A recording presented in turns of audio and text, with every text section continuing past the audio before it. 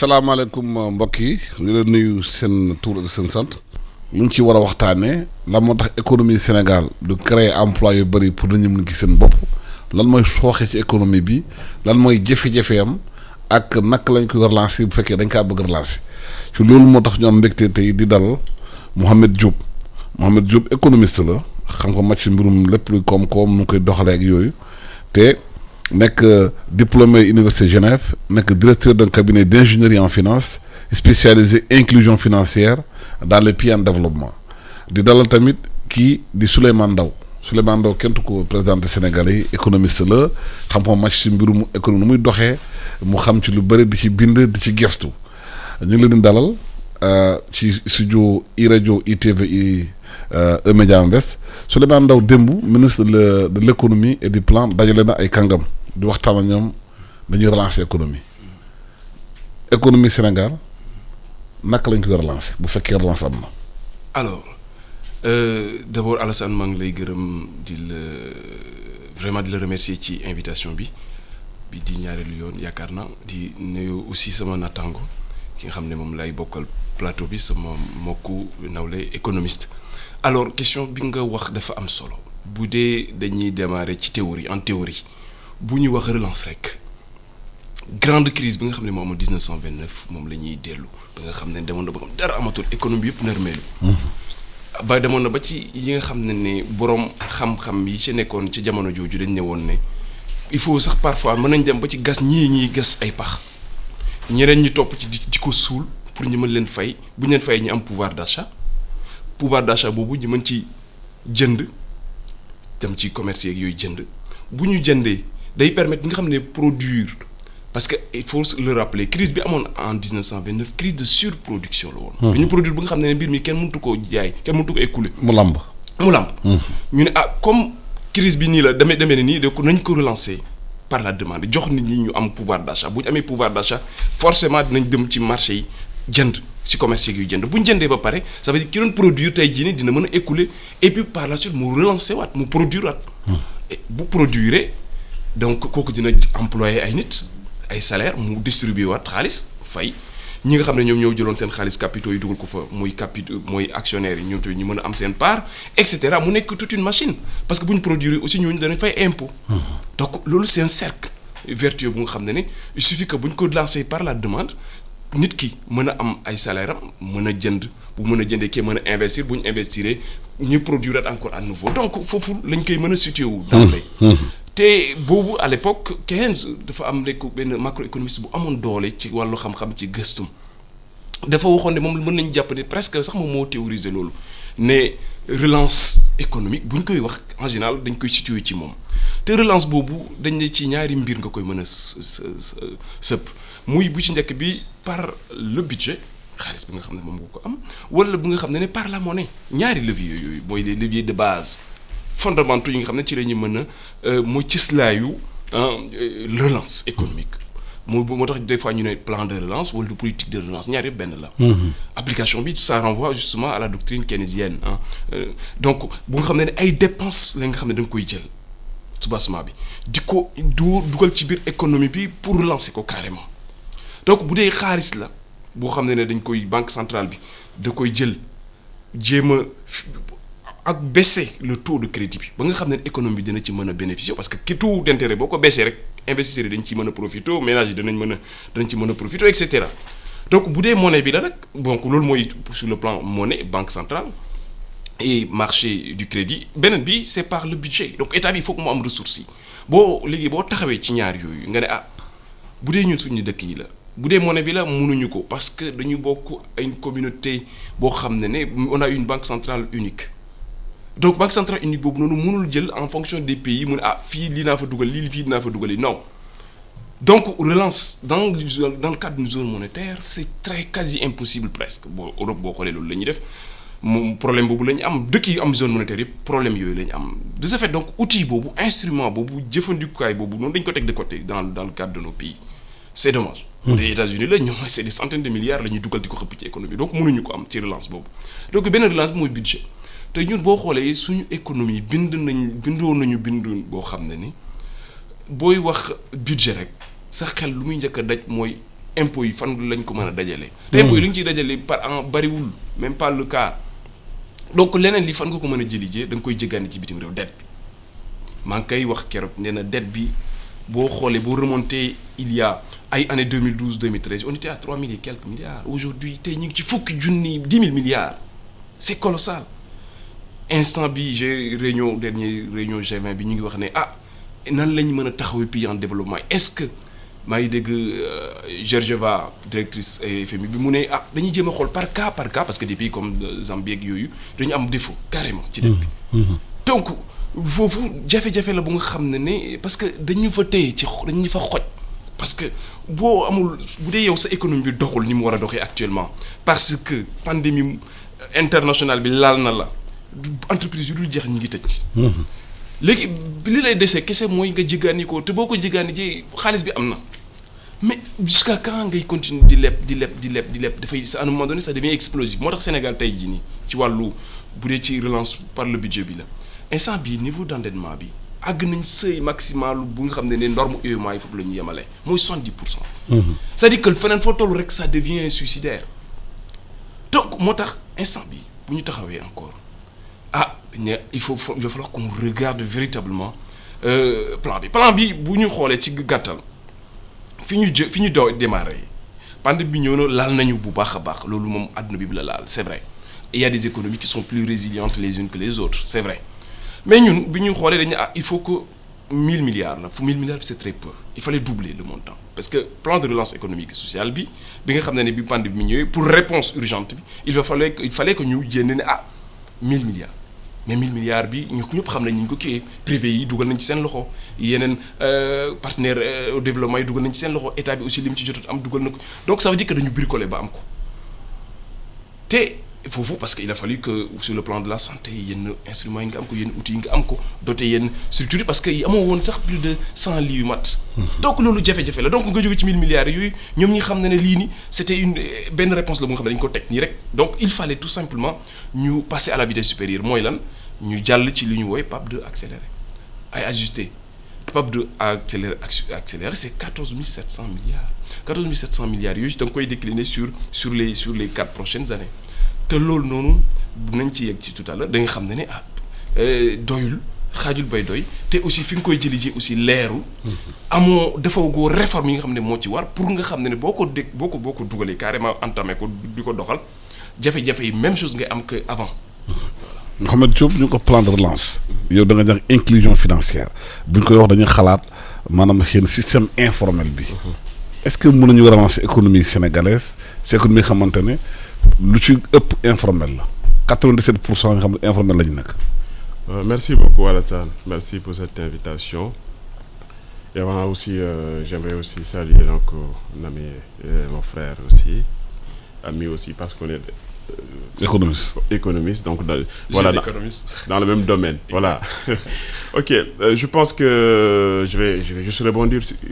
ci wolof voilà donc damay rebondir juste donc ci li muy wax je pense que depuis la crise qu'il y a beaucoup de débats sur le plan de relance et aujourd'hui la question qu'on peut se poser c'est quel est le plan de relance le plus adapté ci wolof voilà ban plan de relance moo gën a adapté par rapport au contexte Sénégal je pense que c'est ça la question waaw on a parlé donc amoon nañ lu ñu wax lu ñu tuddee le fonds donc pour le fonds fonds anti-Covid bu 1000 milliards bi waa force Covid bi bu 1000 milliards bi tey ñu yokk ci bi nga xamante ni mooy PAP 2A bi nga xamante ni mën nañu estimer environ ni peut-être 15 000 milliards la boo xoolee ci nañ ko tënkee parce que ci lañ doon discuter dem boo xoolee ci nañ ko tënkee théoriquement da nga naan lu yanu maanaa la parce que dañuy jël ci axe majeur yi nga xamante ni aussi suñu économie am na ci problème agriculture santé éducation secteur privé bi nga xamante ni dafa xaw a faible surtout le secteur privé national bi nga xamante ni sénégalais yi ñoo ko moom ak li nga xamante ni aussi moom la ñuy wax transformation numérique ak industrielle tey jii damay wax ni Covid bi bu fekkente ni ñun les pays en développement am na lu ñu jàng am na benn njariñ boo xam def na ko suñu économie bi mooy que ni wan nañu suñu faiblesse c'est-à-dire suñu économie lan mooy problème am pays yi nga xamante ni jot nañ développé boo xoolee xam nañ plus ou moins leur économie leur mooy seeni point faible mais ñun dañu nekkoon ni rek on dépendait tellement de l'étranger ba nga xamante ni ak les importations ba nga xamante ni Sénégal yi am les moyens mën nañ ko di jënd di importer tout ça mais surtout au niveau local dañu am benn problème boo xamante ni Covid bi dañu ko mooy surtout au niveau de la production industrielle. Et tey jii tamit pour ñëw ci question bi nga wax mooy que ni boo jëlee suñu économie dafa am nu mu bindoonu doy waar mooy que ni secteur informel bi daf ci am doole. boo ko xoolee ci PIB bi dañu naan secteur informel bi demeewul noonu parce que li muy indi c'est environ 30% du PIB. Or boo ko jëlee en termes d'effectifs c'est-à-dire ñi nga xam ñoo ciy liggéey on estime que jusqu'à 70% nit ñi nga xam ñi ngi liggéey ñi ngi nekk ci secteur informel bi. Donc bu ñu tegee benn programme dañu naan secteur informel ban place la ci am et ce qui est surprenant mooy que ni à chaque fois bu fekkente ni da ngay suivre débat bi auprès de nos hommes politiques ak nos dirigeants mooy que ni le secteur informel est toujours relégué au second plan man je m'attendais un peu même bi nga xamante ni remaniement ministériel am na ça ñu redéfinir un peu les contours du secteur informel bi nga xamante ni Sénégalais yu bëri ci lañ nekk muy agriculture bi. surtout nga xamante ni c'est un point focal. boo xam ne mën nañ ci dikkaat. mais créé nañu ministère de l'artisanat et de la transformation du secteur informel. effectivement xam nga loolu du lu bees.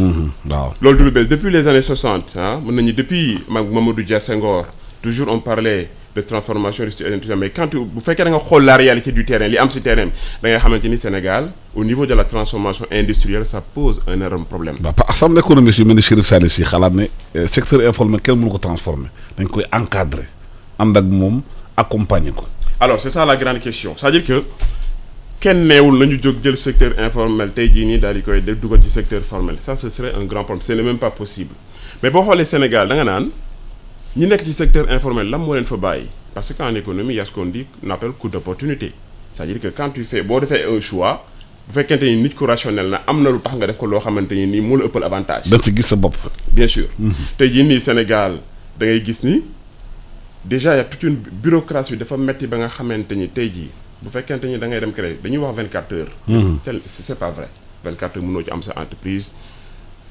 j'ai vu un exemple boo xamante ni nii ça a traîné plus de 3 mois. parce que da ngay dem ci notaire mu ñu la déposé naa ko damay xaar greffier yi ñëw naa ñëwuñu ñu nga am foofu casier judiciaire ni la yaay bi soo gudd donc tout ça c'est un problème nga war a dem impôt par exemple impôt tey jii nii soo demee li ñuy wax tey jii nii déclare enregistrement bi ak quitus fiscal bi bokkul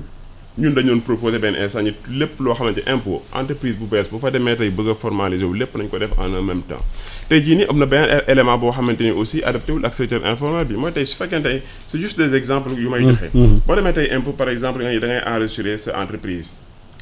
ñu demander la ce statut tout un document li ñuy def mooy yàgg na depuis Mathusalem la ñuy def dañuy jël par exemple document bi daal lay facturer par page. facturé par page bu ci nekk timbre c'est-à-dire que ni ki nga xamante ni dafa def un caractère de 12 wala un caractère de 14 da ngay gis différence ni muy gaaw a rëyee en fonction du document bi muy joxe je pense que ça c'est démodé aujourd'hui gis nañ ci ñoo xamante ni récemment on a eu un cas une entreprise boo xamante ni ñun ñoo ko doon jàppale mais bu demee foofu dafa mujj mu jëlaat document dem def ko caractère 10 justement pour fay lu gën a ndaw donc tout cela dafa day am problème benn bi mooy exonération yi nga xamante ni dañ koy wax c'est-à-dire que entreprise bu bees bu nekk bu fekkee da nga formaliser wu am nga possibilité demander une exonération fiscale bu lay may nga toog ñetti at boo xamante ni doo fay impôt. tey jii nii y a deux choses am na ñoo xam ne xam nañ ko xam nañ fu ñuy jaar am na ñoo xamante ne ni xamuñu ko donc ñun li ñu doon conseiller par exemple à ce sens-là mooy que ni bépp entreprise bu bees surtout ceux qui viennent du secteur informel de facto une fois que enregistré nañ ba pare aux impôts et domaines nañu leen may 3 ans nañ leen ni seen année fiscale 3 ans après leur exercice lay commencer jarul sax demande muy gaaw ak di yeex parce que gis nañu ni ci ñun par exemple clients yi ñu am da ngay gis ñoo xamante ni li ñu lay wax mooy bëgguma formaliser wu ndax impôt nu may def ak sama impôt loolu mooy problème donc il faut que ñu travailler ci loolu ba wan entreprise ni kat attention yéen a ngi ci informel dëgg la am na lu mu leen di may mais aussi am na lu bëri lu mu leen di xañ li mu leen di xañ bokk na ci mooy tey jii nii lépp loo xamante ni état daf koy jox entreprise déjà ci nouvelle politique économique yi ñuy teg dañuy wax ni dañuy jël un certain nombre de projets boo xam dañ koy jagleel les entreprises nationales donc il faut leur faire comprendre que ni tey jii nii pour nga mën a bénéficier wu ci projet yooyu d'abord il faut que nga formaliser wu am sa quitus fiscal buy wane ni aussi tamit buy wane ni tamit fay nga sa impôt ni mu war a demee donc ça c'est des avantages yoo xamante ni dañ ci war a gën a liggéey fexe ba nga xamante ni tous les acteurs qui sont dans le monde informel dinañ ci gis seen bopp loolu moo leen ci indi mais kenn mënul teg une réglementation boo xamante ni de force da nga leen di forcer ñu ñëw dugg ci secteur informel te gisuñu yi seen bopp. est-ce que économie Sénégal am nay levier ou bien am nay fu ñu mën a sukkandiku pour ñoŋal ko maanaam relancer ko ou bien sax mu génnee ay richesse ay investissement ñu mun a population bi mu ko yëg seen liggéey. ah loolu c'est la grande question hein. Est-ce que am nañu tout le dispositif bu nécessaire bi nga xam dina permettre ñu la parce que dara balaa bu nërmeeloo bu impacté woo choc exogène ñëw laal ko pour loo xam ne déjà dëgëruloon dara ñëw secoué ko dóor ko mu daanu kaw pour nga relancer ko il faut que nga trouver des moyens nga stabiliser ko d'abord. gis nga boo ko stabiliser wul ba mu leer ne stabiliser nga ko mu jël une bonne pente une bonne dynamique à partir de ce moment-là mën nga accélérer moo tax man ba ma gisee le qualificatif ou l'épithète ajusté accéléré ça fait peur parce que imagine nga dugg ci biir studio bi nii nga yor sa oto xale yooyu di dawal rek nga démarrer nga lax woon fenn nga kale fenn xale bi kale fenn ñu ne ko génnal nga mën a dawal wóor nga kii rek dawal mën nga mbëkkaat facilement dara donc accélérer ajuster maanaam il faut que nga jël xare bi nga redresser ko pare nga ne ko léegi nag dawalal nii jubal mais boo gëree rek kii da ngay kii rek tu te cognes encore. nga daan waat moo tax il faudrait qu'on parte sur nos forces ci li nga xam ne moom mooy suñu parce que ñun suñu modèle économie moo demee noonu dafa nekk un modèle extraverti loolu ñëpp d'accord nañ ci lépp lu ñuy am rek dañ koy jéggaani ci. balance commerciale bu chroniquement déficitaire ça veut dire que ñun li ñuy bëgg di ko dundee amuñu ko fii maintenant pour cela parmi les leviers loolu nii yëpp d'accord nañ ci il faut falloir que ñu mbay di dundee te mbay di dundee boobu gis nga boo xoolee tey jii nii ci côté mbay bi tey jii ñaata la ñuy dépenser ci campagne bi pour campagne financement bi dañu nee noon 40 milliards la ñu jógee ak 60 milliards ci campagne bi ñëpp yaakaar ne prouesse la non gis nga tey jii nii suñu dëkk yi pour ñu jógee situation bu ñu nekk déjà pour ci stabiliser wu bâtir une politique de relance dafay jaar ci mbay mi entre autres. ci mbay bi il va falloir que chaque pays dépense 10% si budget ci wàllu mbay. te tey jii nii on est très en deçà on atteint xam nga boo jëlee 10% de 4 000 milliards donc on devait au minimum dépenser 400 milliards. ci wàllu mbay pour que nga am vraiment nga nekk sur une pente positive ci wàllu boobu donc loolu ça nécessite en profondeur et un courage de la part des gouvernements ñu ne tey jii nii à partir des prochaines campagnes et tout voici la politique agricole bi nga xam ne décidé nañ ko mais au minimum 10% c'est-à-dire que minimum par an 400 milliards dañ koy jël def ko ci bay mais tey jii boo xoolee aguñ sax 100 c'est-à-dire que dese nañu presque 300 milliards yu nga xam ne mu ngi koy dugal feneen ñu ngi koy créer ay d'autres institutions extérieures yoo xam ne mënoon dugg foofu donc loolu bu njëkk bi la d'accord loolu diagnostic bi ñëpp a ci d'accord ci wàllu mbay bi parce que mbay boobu après yenn transformation yi agroalimentaires yi di demee noonu si lay mën a jëlee parce que mënoo jël rek nga bàyyi ko jox ko chinois yi wala yooyu il faut au minimum nga transformer ko mu nekk toute une chaîne de valeur nga créé chaîne de valeur boobu en même temps di nga résoudre waale équation benn employé mooy employé da nga ko ci régler waale de facto parce que aujourd'hui institutions yu bari créé nañ ko boo demee dans les écoles là maintenant ISEB yeeg wala boo demee dans une structure comme ñun on a créer des formations en agro-business, agro-industrie. Ça veut dire qu'aujourd'hui, de plus en plus, nous avons des jeunes qui sont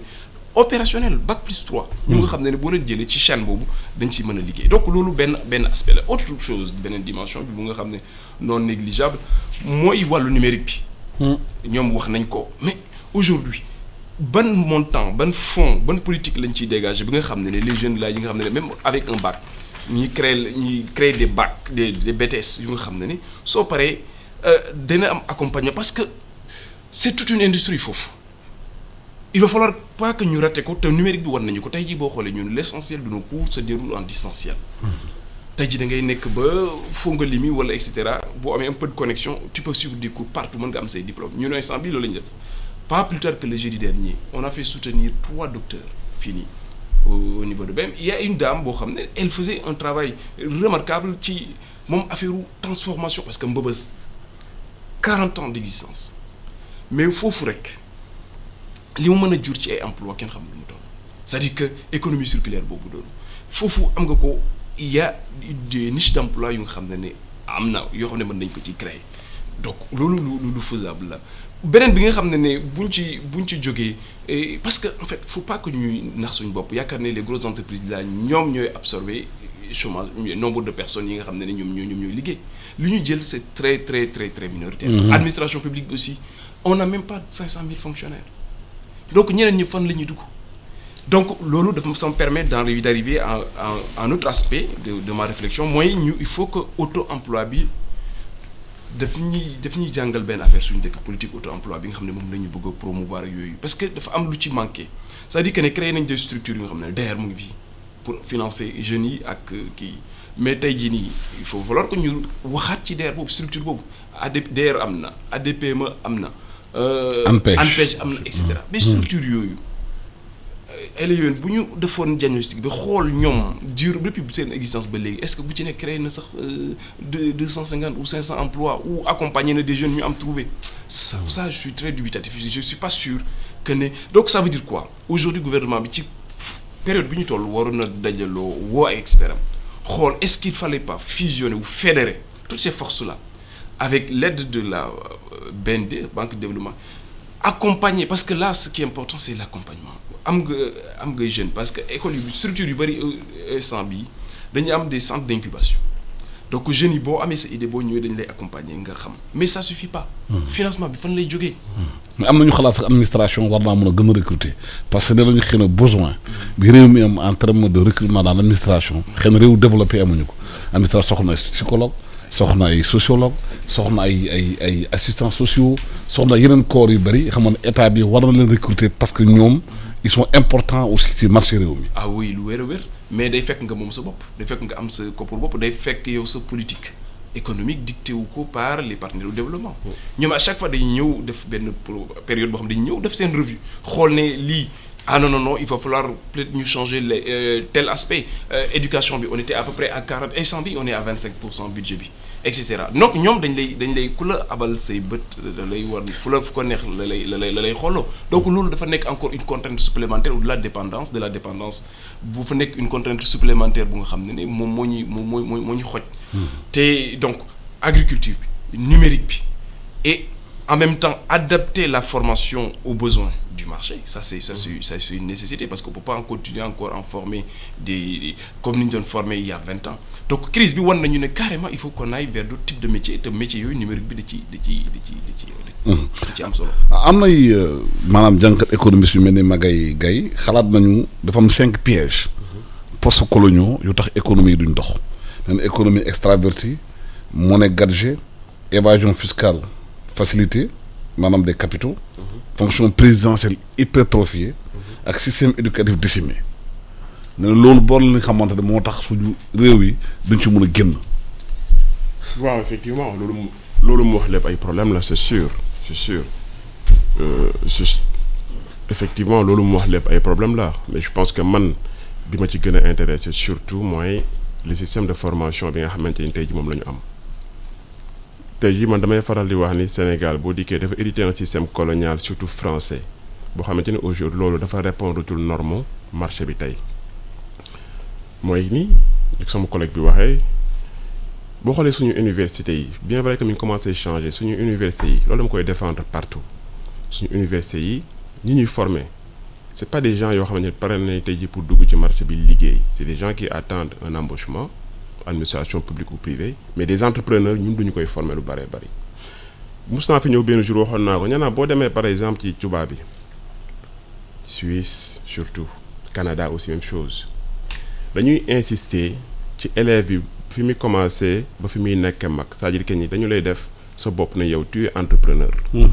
say boo paree da nga war a créer dara entreprise mais loolu dafa bokk ci formation bi. bokk ci système de formation bi. bu nekkee ndaw. tàggat ci loolu. exactement déjà boo nekkee collège da ngay commencer defar un projet ñëw proposer ko ñu encadrer la nga soutenir ce projet loolu ñun fii Sénégal fi lañ jàngee ba am suñu bac ba université mais musuñu am loolu man je me rappelle premier projet bi ma défendre université laa ko défendre donc loolu aussi dafay bokk psychologiquement dafay bokk ci bopp nit ki. parce que. entrepreneur pour man dañu nekk foo xamante ni système bi Sénégal nekk nga xamante ni on a une croissance démographique de 2,5% un taux d'urbanisation de 3,5% par année. mu nekk problématique il faut le dire parce que bu fekkente ni ndaw ñi ngi yokk te liggéey yu toppwul noonu njàng mi aussi adapté wul ci li marché bi laaj comme ni ko sama collègue bi waxee alors c'est tout à fait un problème pour l'administration. musibam. donc voilà. donc loolu il faut mu nekk question bu ñu régler comment ci man sama jàngat li ma gis mooy que ni il faut que ñu réorienter suñu enseignement supérieur bi. université tey jii ña fa nekk je suis sûr à 80% ils sont pas là pour avoir des études théoriques yu élevées parce que amuñu choix amuñu fu ñu jëm moo tax famille yi ko mën yëpp nga xam am nañ tuuti moyen lu ñuy def seen doom bu amee bac dañ koy jëm a dugal benn école de formation professionnelle et technique donc loolu il faut que ñu commencer di xalaat bu baax a baax ba nga xamante ni déjà soo amee bac rek sa bopp def nañ ci ni futur entrepreneur nga xam nga li nga bëgg beneen bi aussi mooy que ni au niveau des parents aussi je pense que am nañ responsabilité da ngay faral di gis man dama koy wax parfois sama xarit yi da ngay gis ñu bëree bëri seen doom yi dañ leen naan lii laa bëgg nga def wala da nga war a dem def étude supérieure loolu état am na ci parents am nañ ci responsabilité parce que parents yi jàpp nañu université rek mooy lépp or déjà au lycée war nañ mën a am système boo xamante ni dina orienté xale yi ci li ñu bëgg mu doon loo xamante ni c'est un métier professionnel parce que Sénégal en a besoin est-ce que tey jii Alassane xam nga ni Sénégal boo jëlee seen importation yi ci gën a ngand à part les produits pétroliers les biens d'équipement et les produits alimentaires transformés ce qui est un peu bizarre par rapport à notre système mooy que ni biens d'équipement Sénégal ñi fi nekk menuisier métallique aluminium bois tout cela ku ne am na ci responsabilité parce que ñu ci bëree bëri ma du ma ko def mais ñu bëri dañu koy def c'est-à-dire que ni lii du ma ko jëndee Sénégal dama koy importer. parce que démb nee nañu sax cure-dent. 6000 kilomètres lay def maanaam cure-dent Chine lay jóge 6000 kilomètres jóge Chine ñëw ba Sénégal. xoolal xam nga alors que Sénégal mënul defar cure-dent. non mën na ko defar sax Sénégal mënul defar maanaam bouton chemise. ba ci puso dañ koy wax. Sénégal mënul def puso mënul defar pointe. te nga am or nga am aussi fer falemé am disposition yooyu yëpp. mais loolu problème la. non mais Alassane non gars yi dañuy tooñ non man je suis pas d'accord. ana pointe yi koy importé de. non mais Alassane je xam lu tax je suis pas d'accord. waaw lu tax parce que j'ai fait l'expérience. waaw gis nga man quand j'ai rédigé mon doctorat là j'ai fait 6 mois d'enquête sur le terrain. auprès des petites et moyennes entreprises. lan la joxe enquête bi. li ngay gis mooy que ni gars yi gis nga li ñuy defar fële gars yi ñu ngi koy defar fii xam nga problème bi on a un problème de demande ce qui est sûr. et donc bu fekkee demande amul aussi non seulement les prix dañuy cher parce que voilà amuñu demande bu bari mais aussi que ni tamit ñi bëgg a orienté wu ci métier bi finalement ils choisissent d'autres métiers. je vous donne un exemple très simple gis nga en matière de boiserie Sénégal gars yi lu ñuy def fee ñu ngi koy def fii. Bon, un exemple personnel dafa am benn produit bu mu bëggoon juste pour équiper un salon. j'en avais discuté gars yi ñi la noo fii xoolal boo fi defee Sénégal yu ñàpp mais gis nga quand je l'ai fait faire à un ami foo xamante ni fii Sénégal la nekk fi lay jànge lépp leer na yàlla ñu bëri bu ñu dikkee li ñuy wax mooy c'est pas un produit local donc loolu aussi ñi ci mën a jàppale mooy voilà nos autorités il faut qu'ils investissent là-dessus et donc mi ngi commencé li ma jox mooy système de formation bi à la base et donc foofu la inclusion bi di ñëwee mais métier yi boo bëggee mu dox ci réew mi il faut que privé yi dugg ci créer entreprise yu koy defar parce que Sénégal problème bi mooy boo jëlee sa chantier jox ko ab ouvrier bu yore atelier am ci koñ bi balaa ngay jot sa chantier laa la wax ne nga yóbbu ko tribunal waaw mais loolu lépp mooy problème bi nekk ci système bi organisation bi parce que aussi li ko waral mooy li may wax c'est que demande bi elle est faible ñi nga xamante ñi mel ni man aussi nekk ci sama mbokk njaay ni ci nekk aussi quand ils doivent payer 100 francs dañu bëgg 50 francs la ñuy fay ouvrier bi ci li muy naxante peut-être boo ko fayee 100 francs li mu ciy am benn 10 francs la wala benn 5 francs donc loolu aussi mooy problématique bi nga xamante ni day tax ouvrier bi day dawloo kii finalement cette asymétrie d'information bi am ci diggante bi fay tax ba secteur bi aussi dundul mais loolu li ko mën a defar rek bokk na ci mooy li may wax inclusion financière adaptée parce que inclusion financière n'est pas accès aux finances inclusion mooy un système de financement adapté aussi quand même bi nga xam moo adapté ci kii jël xaalis bi donc loolu mooy li nga xamante ni mënul ñàkk ba nga xam ne waa ji na ci gis boobu pour mën a aussi financer ses activités avec un accompagnement boobu aussi étatique donc après dinañ ci ñëw soo bëggee mais je pense que aussi y a tout un élément à développer là-dessus. waaw ñu ngi déglu matinal bi xamante ne iRadio di recevoir Mouhamed Diop di économiste di aussi spécialiste inclusion financière di dal aussi Souleymane Ndaw économiste tamit xam màcc si mbirum économie Souleymane nee nañu soo bëggee Sénégalais jot ci marché yi liggéey il faut que état bi jël décision maanaam commande publique bi entreprise sénégalaise la koy jox. même bu fekkee bitim réew am na ci waaye ku fi ñëw am commande da ngay accompagner benn entreprise sénégalaise pour liggéey loolu comme ça se fait dans d'autres pays Chine munoo fa am marché te àndoog chinois Dubaï munoo fa am marché àndoog Dubaï est-ce que loolu dina bokk li xamante ne gën a soxal entreprise yi gën a employé nit ñi. waaw loolu lu am solo la parce que dëkk entreprise yi ko war a porter li tax tey jii nii wala benn petite digression li tax tey jii ñu ne croissance bi yëpp sentiruñ ko. économie extravertie. Économie extravertie c'est parce que ñi nga xam ne ñoom ñoo koy ŋànk bu ñu paree rek seen bénéfice yi dañ koy rapatrier. ak banques yi aussi. ak banques yi yëpp. banque marocaine yi banque français yi nekk fii. waaw ñoom l'essentiel ñoom surtout ñaari dëkk yi boo ko jëlee wàllu secteur bancaire bi lépp assurance yëpp ñoom ñoo ko moom mooy tax ba chaque fois même bu ñu doon enregistrer 10% annuellement. doo ko mës a sentir chômage bi dafay rester au même niveau. xam nga benn jour maa ngi lay jox anecdote ma ne la ci man bu may jàngale étudiants yi croissance li ma leen koy jàngale dama ne leen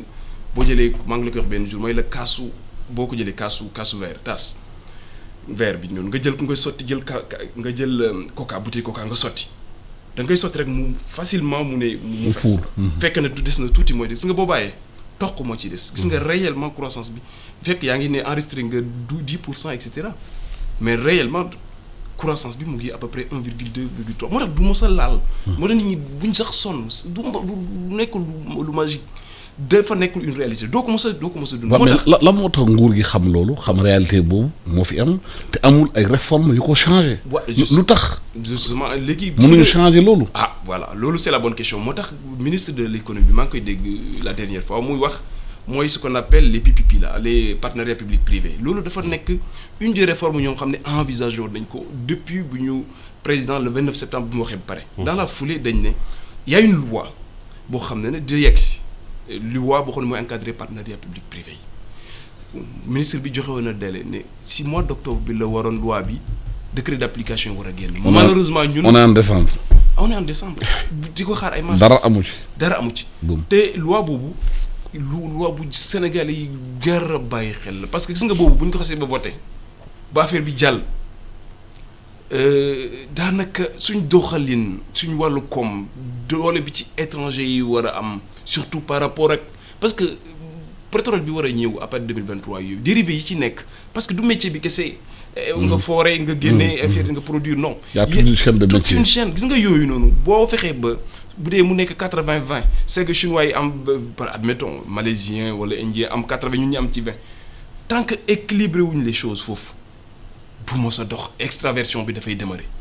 te foofu il faudra que sénégalais yi ak députés yi soient vraiment patriotes. de vrais patriotes gis nga bu ñu ko deful foofu ba affaire bi jàll ñu nëbbal ko loi bi médiatise wuñ ko te it bi di foofu médias yi am ngeen ci responsabilité. gis nga boobu boobaa il faut falloir que vous en fassiez mais vraiment votre tasse de thé wax ci communiquer ci parce que déjà par man ci retard bi déjà nit ñi waroon nañ ci interroger mais pourquoi ba léegi nii loi sur les partenariats public-privé ba léegi nii ñu ne woon lii la parce que li ñuy wax yëpp parce que réforme en profondeur yëpp loolu daf ci bokk. ma lenteur yi. taf yëngal bi ak wax xam li mu jiw ak li ngay jëf. voilà loolu problème la. ci lobby yi ñi danañ nekk ci suuf. waaw gars yi nag. te député yi te war a def seen liggéey ci contrôle loi yi ak voté ko duñ ko def. te xam nga ku joxe woon octobre. te leen di fay nag impôt nag député yi nag impôt sénégalais moo leen dundal. non dinañ ko fay. dinañ ko fay ji quoi. donc délai bi ñu joxee duñ ko respecté déjà lenteur yi bu ñu waxee parce que ministre bi mu waxee daf ne. affaire bi décret d'application yi bind nañ ko pare ak 90 mais ba léegi nii man damay jàpp ne fii ba mars avril te mënoo enclencher benn affaire nga ne PAP 2 ajusté accéléré nga ne 720 milliards ba pare nga ne doo def réforme yi parce que soo ko deful mooy naxee mbaay la dara du am. parce que les réformes elles sont fondamentales. te léegi nii nañu may parce que ci foofu yi nga xam ne man d'accorduma ci ak moom ci réforme bi def ne secteur privé bi il va falloir que yéen ñëpp ngeen boole. seen doole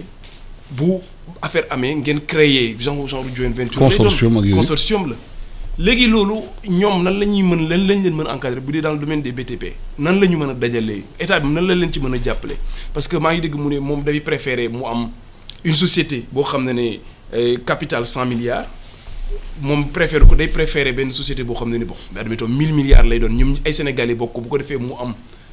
un bénéfice supérieur 100 fois supérieur que benn kese am kéem donc dafa leen pousser ne un secteur privé fort national ñu dajaloo bokk.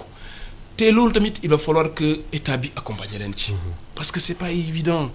donc foofu au-delà de la loi bi nga xam ne moo koy encadrer une loi patriotique nationaliste ne tey jii nii looy xëcc mu dem ci àll ba am na secteur privé nationaux yoo xam ne mën nañ ko def donc nañ leen jàppale il faut qu'il soit assez bien servi. loolu bu amee ba pare ci réforme boobu dafay amaat leneen lu nga xam ne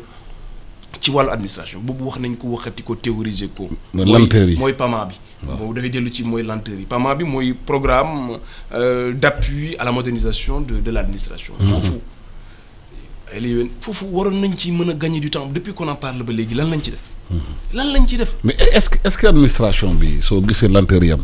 je ne dis pas tous les fonctionnaires. am na nga xamante ne ils sont patriotiques ils sont travaillent ils sont honnêtes. mais est-ce que amul problème bi nga xamante ne am na ñu fa nekk maanaam modernisation bi arrangé wu leen. mais digitalisation bi arrangé wu leen parce que muccaat bu ñu ci am. réew mi arrangé wu leen. Alassane loolu question de fond ngay soulever foofu. parce que dañ koy gàllankoor. ba bañ a dox parce que bu doxee. dootuñu gisati ñaar dërëm. mais c'est ça loolu am solo la en plus de ça. parce que loolu état moo war a jël responsabilité am. appliqué ko foofu nag courage lay laaj. oui. parce que am na sama benn xarit boo xam ne ci administration bi la dafa bëgg a bind thèse am ma ne ko il faut que nga travailler justement au-delà des lourdeurs mooy ce qu'on appelle la théorie du changement. mooy ñi nga xam ne dañuy réfractaire au changement. ma ne ko dafa étude de terrain au niveau de l'administration étudier ces comportements là réticence yi ñi nga xam ne dañuy réfractaire au changement parce que comme ni nga ko waxee au-delà de yenn gagne-pain yi ñu ci def ak par rapport au marché yi le fait que procédure yëpp ñu dématérialiser ko ñu digitaliser ko foofu c'est un gain de temps énorme mooy dafay dellu ci sama xarit bi lu mu doon par rapport ak yenn procédure création entreprise et cetera yu ci bari yëpp mën nañ ko digitaliser te foofu xaalis bu ñu ciy mën a gagner la non seulement économie yi ñu ciy def la plutôt et en même temps di nga tax délai yi nga mën ko respecter et ça à mon avis bu ñu ko raté ci période post Covid bii nii c'est fini. donc dañuy retourner à la case de départ. est-ce que mën nañu relancer économie dans un pays bi xamante ne corruption bi bari na ci administration bi. dëkk bi nga xamante dañuy faciliter évasion capitaux yi. parce que dafay arranger ñenn ñi. ñenn fonctionnaires yi nekk waxuma ñëpp parce que am na fonctionnaires yoo xamante ils sont honnêtes ils travaillent ils font le boulot ñenn fonctionnaires yi ndaw yi nekk ci maillon yi ñuy bloquer volontairement liggéey bi parce que bu liggéey bi leeree du leen arranger. waaw loolu moom la ñuy tuddee conflit d'intérêt ci secteur yëpp la am conflit d'intérêt mooy li sama xarit bi wax c'est que changement bu ñu ko defee mën nga ni changement bu ñu ko defee kan moo ci lu gis boppam ku ciy gis boppam. parce que day fekkee da nga koy jël ci rek un exemple bon bu demoon ci benn entreprise boo xamante ne kuy ñëw ci benn waay ngay jaar portier bi par exemple kuy ñëw moo lay dugal moo lay génne. ñëpp donc moom aussi pour différentes raisons bu soñoon mën na am du doon loo xamante c'est digitalisé wala day jaar fu bëri. parce que mooy contrôler système bi. donc l'organisation sociale d'une entreprise loolu daf ci am solo les rapports yi nga xam mooy exister entre nit ñi. donc Sénégal un des éléments yi nga xamante ni explicatif mooy aussi la corruption. mo Sénégal parfois da ngay reeb a tas gars yi boo gisee ñu naan non corruption bi lii wala corruption bi ci tali bi la man leen non corruption bi nekk ci tali moom la gars yi gis rek. bon corruption la gis nga dans tous les services. boobu c'est résiduel. effectivement ba pare c'est marginal milliards yi gars yi dóor moo graaw. moo tax man la c'est marginal. gis nga Sénégal. le système est fait de telle sorte que gis nga tey boo bëggee jubal. tu as un problème énorme. da lay rey. man dama bëgg nag toujours di partir ci ay exemples. toujours Sénégal parce que loolu aussi je pense mooy ñëpp aussi capter message bi ñuy lancer j'espère que kenn duma ci mere. dañu dem l'autre jour pour lan le système bi ni mu tegoo ci tali bi force de l'ordre arrêté ñu ci benn infraction ñu arrêté ñu ni ko defal ñu attestation mu ñu attestation ngeen bëgg ñu ne ko waaw mu def attestation imagine Alassane.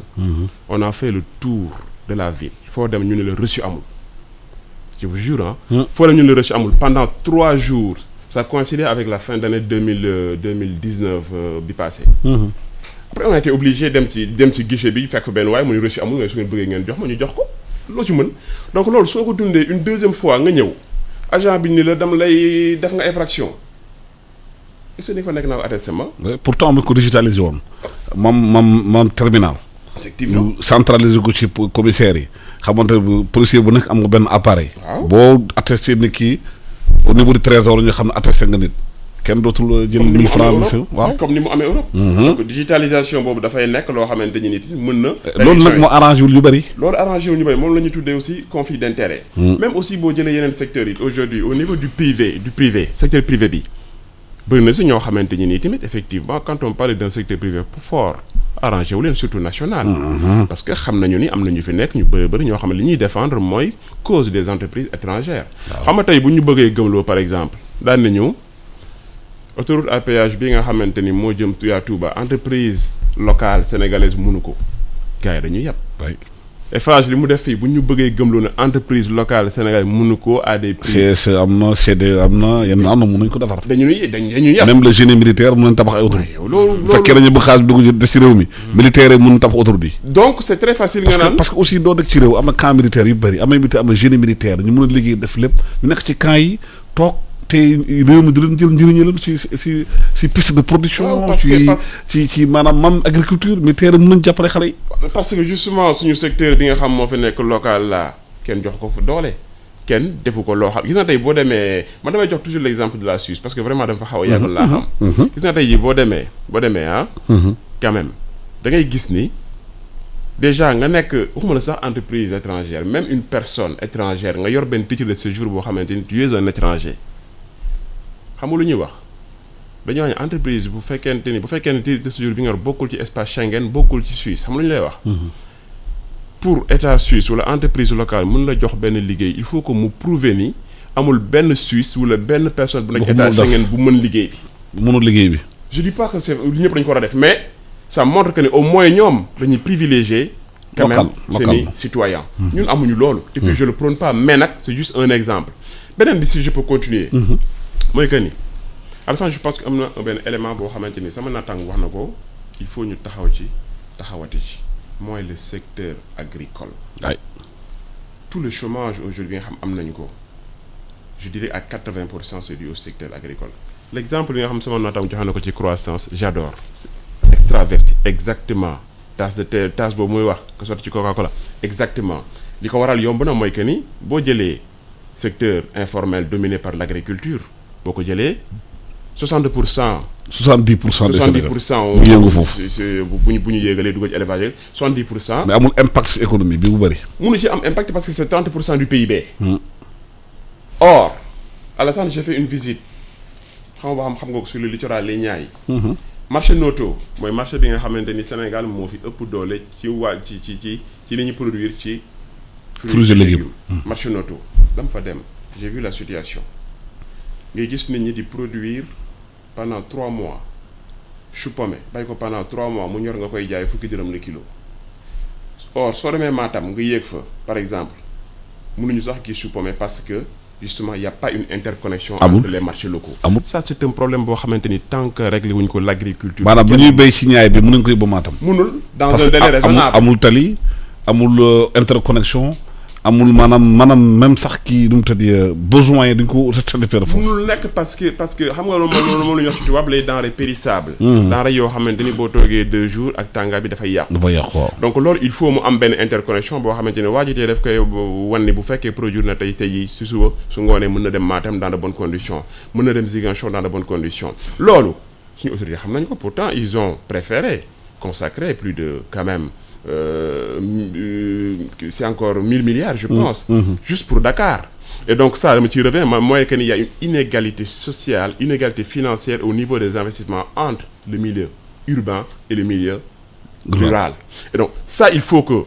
ñu nangu ko wax il faut que aussi ñu aller dans ce sens-là tant que cette question-là n'est pas réglée beneen élément aussi mooy ma ñëw ci juste pour finir foofu je reste encore dans le secteur agricole parce que c'est un secteur boo xamante ne ni vraiment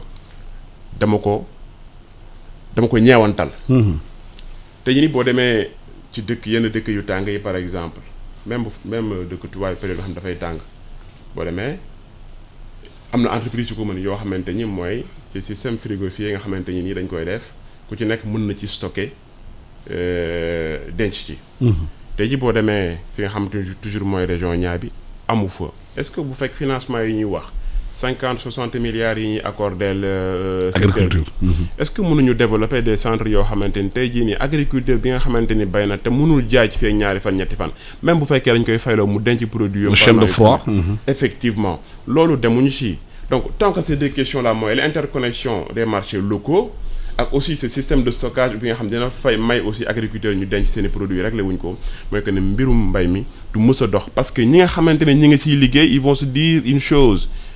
lu tax duma bay mooy que ni rentabilité bi amul njariñ bay 3 mois jaayee kilo fukki dërëm wala juróom-ñaar aussi kenn du ko def et donc je pense que aussi ñi nga xamante ni ñooy décider war nañ dem ci sens boobu aussi pour aider agriculteurs yi pour ñu régler question boobu noonu. mais récemment dafa am benn réseau ONG bu génne benn document benn rapport par rapport à l'évasion fiscale en Afrique xamante ne xëy na emploi yu bëri moo tax ñu koy xale di ko ñàkk ñu ngi koy évaluer pour Afrique rek 23,2 milliards de dollars par an benn rapport la bu Ecofin agence Ecofin génne ko fan yi di ci wax ci mooy rapport sur la justice fiscale publié dans le monde le 20 novembre bii passé lañ ko publié est-ce que évasion fiscale boobu bu fekkee état yi taxawoon nañ ci xaalis boobu ñuy génnee ci réew mu jëm bitim réew war naa mën a financer xëy na xale yi bañ a dem Barça wala Barça. loolu kay lu wér a wér la pour être beaucoup plus précis 168 milliards de francs CFA. lañ Sénégal di perdre chaque année. 168 milliards de francs CFA lay Sénégal di perdre chaque année évasion fiscale. Allah. 168 milliards pour être beaucoup plus précis. Ça veut dire quoi? Ça veut dire que est-ce que c'est fait à dessein bàyyi de telle sorte que est-ce que c'est le système qui est organisé ainsi nit ñi bëgg ko noonu parce que dafa am ñu muy arrangé et cetera bon pour dire à quel point ça fait très mal et en même temps ça pèse, ça impacte négativement nos économies. tey jii nii Sénégal wala pays africain de manière générale wala pays en développement yi. fii situation bu niveau bi ñu toll nii waroon nañ ko dépasser te bu wax la un exemple très simple gis nga boo xoolee ce qu'on appelle les grands cabinets là. bu ñu xëyee soo ba nga koon jot dañuy créer boo nekk une entreprise wala nga nekk n'importe quelle multinationale nga installé wu dans un pays dañ lay jàppale sur des techniques sur des subterfuges sur le plan fiscalité et cetera pour que yow dañ lay jàppale de telle sorte que yow tey jii suba foo mën a installé wu boo war a dugal fenn parce que da ngay am ay filiales partout. doo ko dugal. boo waroon fay 10 francs nga fay 2 francs. exact bari da ngay fay xaalis am nañu cabinet yoo xam ne ñoom bu ñu xëy suba ngoon ñoom loolu rek mooy seen ay expert quoi yu liggéey ci loolu ñoom loolu rek mooy seen liggéey. grand groupe yi nga fi gis yëpp dañ ko am. dafa avec des cabinets d'avocats ay fiscalistes yu nga xam ne ñoom loolu rek. mais pourtant administration fiscale Sénégal am na ay kàngam yu fa nekk xam nañu loolu. waaw mais instant bi ñoom xam nañ ko mais instant bii nii boo nekk une multinationale je ne peux pas citer Total citer quel nga nekk fii nii am nga maison mère baa ngi fenee nga def ko dans un pays dans un paradis fiscal. am na yenn opération yoo xam ne doo ko enregistré ci pays bi nga installé. ay Malaisie nga koy def voilà pays bi nga installé wu ay Malaisie ak yooyu. paradis fiscaux yi doo ko enregistré opération bi ci dëkk bi nga xam ne foofu nga ko réaliser normalement te fi nga xam ne foofu la war a dugg par exemple au Sénégal da ngay def de telle sorte que ak du subterfuge ay vraiment toute une machinerie une machination boo xam ne fiscale da nga koy teg opération bi dëkk bu beneen bi nga koy enregistré de telle sorte que yow li nga waroon fay impôt li nga waroon fay taxe ci opération boobu doo ko fay. te état bi impôt bu la war a am pour investir ci économie bi. mais loolu moom mooy vache à lait wu état ci loolu lay mën a dund puisque sinon bor lay jëli ji te ñun banque centrale bi wax naa la mënuñu jàppale ci koom c'est une banque centrale fantomatique donc yow fiscalité bi moo la mën a jàpp te fiscalité boobu noonu yow teewoo ko carrément amoo aussi parce que c'est de bonne guerre aussi am na dëkk yu nga xam ne ñoom dañuy déclarer carrément. que ne ñun ay paradis fiscaux la ñu ay Île Maurice ak yooyu demee noonu. te aussi état bi nga xam ne mën na ci peser mooy am na dëkk yu nga xam ne dafay signé ak ñoom ay partenariat de double imposition ou non. et cetera non imposition et cetera. donc dañu ne bu ñu la taxé fee waruñu la taxé fee et cetera foofu état bi daf ci war a vigilant pourtant am nañ nit ñoo xam ne xam nañ ko. xam nañ technique bi nit ñuy teg pour détourner yenn fonds yooyu mais à un moment donné je crois que ne courage manqué na foofu noonu et puis. jël toute une pour man il aurait fallu ñu mettre tout en place une unité bu nga xam ne moom loolu rek lay saytu. Comment faire de telle sorte gis nga bu ñu jëloon si on arrivait à avoir 2% de ces fonds-là, de ces montants-là, au moins ça aurait pu construire chaque année 100 lycées au Sénégal. Donc, ça veut dire à quel point on est en train... Mais c'est un manque à gagner, mais énorme. Parce qu'à instant, il y a des économistes qui ont ramené. C'est la façon de... Il y a un économiste, un Burundais, qui est pendant longtemps un économiste à la Banque africaine de développement, j'oublie un peu son nom, qui a beaucoup travaillé avec le PNUD, avec les organisations internationales pour dire chiffrer ces montants-là. Et que nous disons, il va falloir que nous c'est un fléau. C'est un fléau et au même titre que marché gré à gré, nous etc. Mais au même titre, marché... comment on appelle encore évasion fiscale boubou. Il va falloir que nous trouver des réponses si on veut vraiment en profiter et que si on veut plus être victime ou ne pas être les dindons de la farce de l'économie mondiale. Est-ce que gëm nga ne goulot d'étranglement ci économie bi yëpp relance bu ñu wax est-ce que dina am est-ce que du ay wax rek xam nga occupé nit ñi pour quelques jours de communication ci rajo yi ci télé relance économique fekk sama parent bi nekk ji Dakar fale moom gisul ñaar dërëm mënu sax faju bu feebaree. Non loolu dafay fekk c'est rek li ñu doon waxaat sànq parce que tey jii nii moom relance dafa nekk débat benn état soñ ci bañ a wax parce que toutes les économies sont frappées. am na ñu koy wax jëfee ko am na ñu koy wax nag pour foofu nag laay waxee parce que bon munoo ni da ngay rafet njort rek da ngay jàpp ni gëm ni li ñuy wax gëm nañu ko mais fi ñu ko mën a gisee rek mooy que ni est-ce que li ñuy développé adapté na ak ñi ko soxla pour man c'est ça la grande question mooy état bi nga xamante ni Macky Sall moo ko jiite est-ce que ñoom déjà sacrifice yu ñuy demander population bi est-ce que ñoom commencé na si ñoom. est-ce que ñu ngi koy def. est-ce que ñu ngi koy def. boo ñu seen oto yu bëri. effectivement essence bu ñu lakk bu bëri. l'administration 300 milliards mooy voiture rek d'administration. effectivement lu yàq 300 milliards mën na dugg ci agriculture bi. voilà donc ça veut dire que ni foofu rek nga mën a basé wu daan mais est-ce que ñii lu ñuy wax vraiment c'est de bonne volonté